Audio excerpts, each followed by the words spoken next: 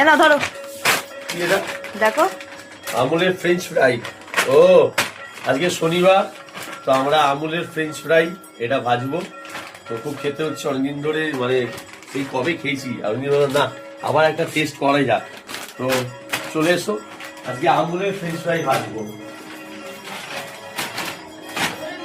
তো প্রথমে কড়াই তো রেডি হয়ে গেছে, কড়াইটাকে গরম করতে হবে তেল।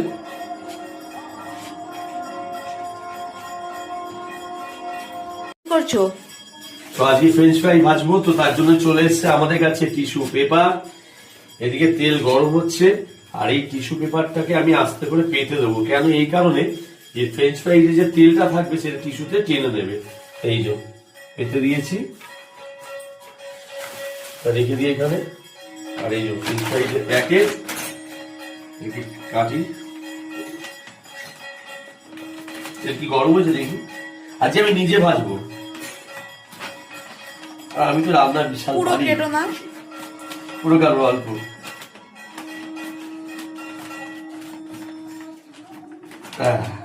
কাটা হয়ে গেছে। আচ্ছা নুনটা কি পরে দেবে না এখন দেবে? নুনটা একবারে দিয়ে মেখে নিতে হবে, তো তার জন্য আমাকে একটা কিছু নিতে হবে গামলা টাইপের। 1 মিনিট। তো ফ্রেঞ্চ ফ্রাই গুলো দেখো কি লম্বা লম্বা, এগুলো রেডিমেড কিনে নেওয়াই ভালো, কেন বাড়িতে কাটা কেটে তৈরি করা বড় ঝামেলা। আর এটা হচ্ছে বেশি দামও না, বেশি দামও না। নুন দেখো তো, নুন ঠিক আছে। আর একটু দাও, আর একটু দেবো,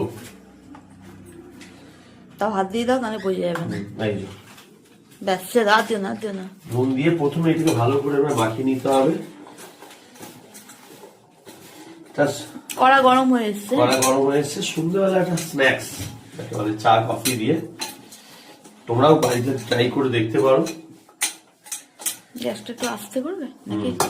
একটু দেখো আমি তো বিশাল রান্না পারি, তার জন্য কিছু সাইড থেকে বলে দিচ্ছি।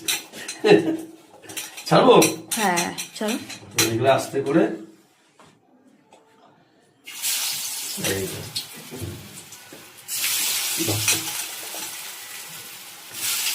দিলাম, এটাকে এবার নাড়তে হবে। আগে রাখো, হাত দুটো ছেড়ে দাও।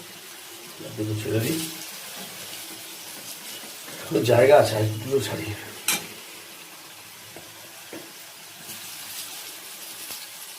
আমার আজকে ভিডিওর মধ্যে আমার মেয়ে নেই, সত্যি ও থাকলে খুব খুশি হতো। ও তো পড়তে গেছে, তো তার জন্য আজকে আমি একাই ভিডিওটা করছি, নাহলে ও থাকতো।